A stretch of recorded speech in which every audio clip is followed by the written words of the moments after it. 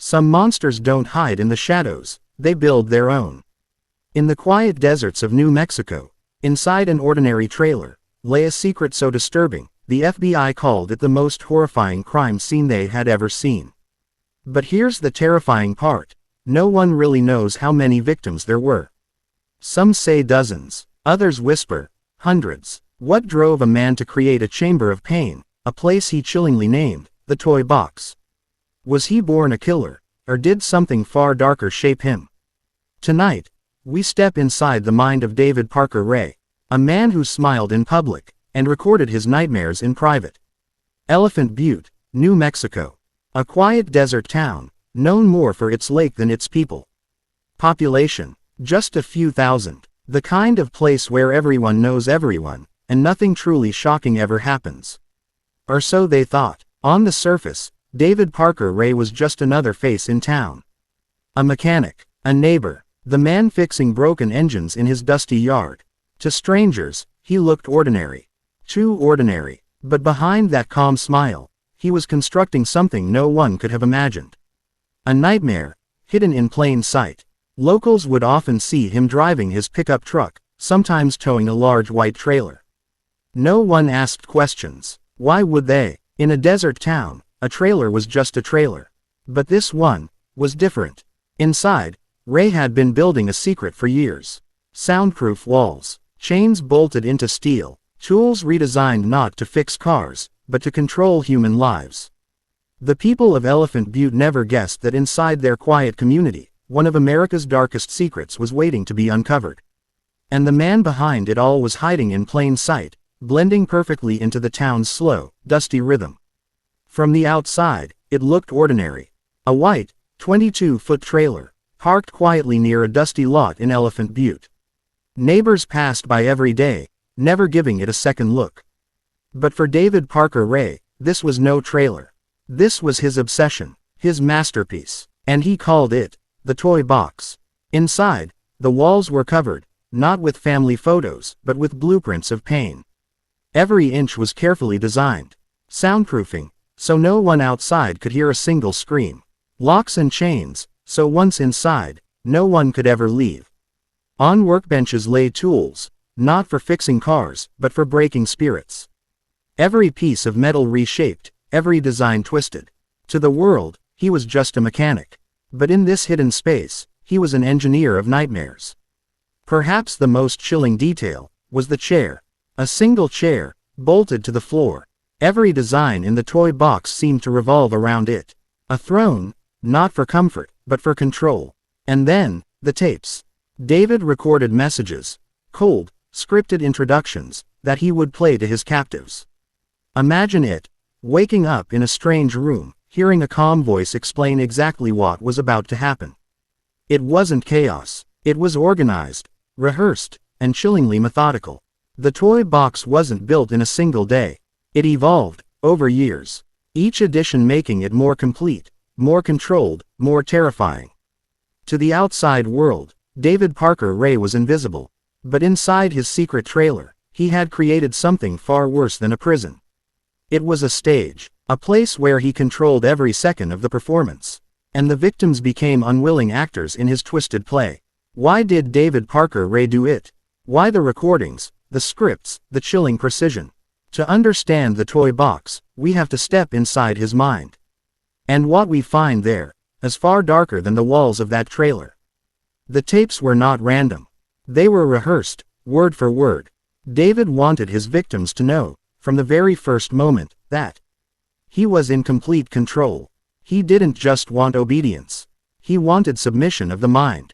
This wasn't about chaos. It was about power. Every detail in the trailer, every chain, every tool, every soundproof panel, was designed to strip away hope. Psychologists have a term for this: learned helplessness. It's when a person realizes no matter what they do, nothing will change their fate. And David Parker Ray engineered that feeling like a scientist of suffering. Sadism, in its purest form, is not simply causing pain. It is finding pleasure in controlling another person's reality. For David, the pain was secondary. The true thrill was watching hope disappear from someone's eyes, knowing he had total dominance over their body, their thoughts, even their identity. The tapes reveal something chilling. He wasn't improvising. He was performing. Like an actor delivering lines from a script, he explained exactly what was going to happen. For him, the performance itself was part of the ritual. Experts say this kind of behavior points to psychopathic traits, lack of empathy, lack of remorse, and an obsession with control. But David Parker Ray was something even more disturbing, a man who combined technical skill, patience, and intelligence, with a mind completely consumed by sadistic fantasy. He hid it well. To his neighbors, he was just a mechanic. But in reality, he was directing a nightmare of his own design, where he was always the star, and everyone else was just part of his twisted play. Most who entered the toy box were never heard from again. But some survived, and their stories, fragmented, confused, and terrifying, became the only glimpse into David Parker Ray's secret world. One survivor recalled waking up in a strange room, hearing a voice echo from hidden speakers. A calm, steady voice, describing exactly what was about to happen. The words were cold, detached, yet rehearsed, almost like a lecture. She remembered the walls, the chair, and the chilling realization that this was not the first time Ray had spoken those words. Another survivor said it felt like being trapped in a nightmare, except she couldn't wake up. The desert outside was silent. No one knew where she was. And the man who held her captive seemed to enjoy reminding her of that fact. But then came the escape that would finally shatter Ray's illusion of control. It was March 1999. A woman, drugged, restrained, and held in the toy box, saw something others hadn't. An opening. In a moment of sheer desperation, she fought back. She slipped free, barely clothed, running through the desert night, until she found help. Imagine the sight. A terrified woman, bruised and chained, pounding on the door of a stranger's home. Her story almost sounded too horrific to believe, but the marks on her body, and the fear in her eyes, told a truth no one could deny. The police were called, and when investigators followed her directions, what they discovered inside that trailer would stun them to silence. The toy box was real, and David Parker Ray was no longer a ghost in the desert, but a living nightmare, finally dragged into the light. When police stepped inside the trailer for the first time, silence fell. Even hardened investigators, men and women who had seen crime scenes before, stood frozen. The chamber was real, chains bolted to steel, a single chair fixed to the floor, walls lined with strange instruments, modified tools, and handwritten notes. And then, the tapes. Dozens of recordings, each one rehearsed, each one darker than the last. This was not just a crime scene. It was a museum of control. Every object inside told the same story. Years of planning, years of cruelty, hidden in plain sight. David Parker Ray was arrested. The town of Elephant Butte, once silent and forgotten, was now the focus of the entire nation. Neighbors asked themselves how a man they waved to on the street could be capable of something so monstrous. The trial was no less shocking. In the courtroom, survivors spoke in trembling voices, describing what they remembered. Jurors listened to the tapes, their faces pale, some unable to sit through the entire recording. Ray sat quietly, often expressionless. Not angry, not apologetic, just calm, as if he were still in control of the script. The evidence was overwhelming. The chamber, the tools, the recordings, and the testimony of those who had escaped. The verdict would seal his fate, but it could never erase the horrors of the toy box. Even after his arrest, one question haunted investigators, survivors, and the public alike. How many victims were there, really? David Parker Ray never confessed. No bodies were found. Only fragments of stories, recordings, and memories remain. Some believe the number could be dozens. Others whisper, it could be in the hundreds. And that silence, those unanswered questions, may be the darkest legacy of all.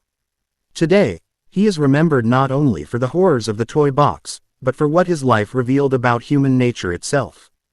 Because David Parker Ray did not look like a monster. He wasn't a shadowy figure lurking in alleys. He was a neighbor, a mechanic, a man who laughed with friends, and waved at strangers. That is what makes him terrifying. The reminder that true evil does not always wear a mask. It can hide behind ordinary smiles, quiet voices, and familiar faces.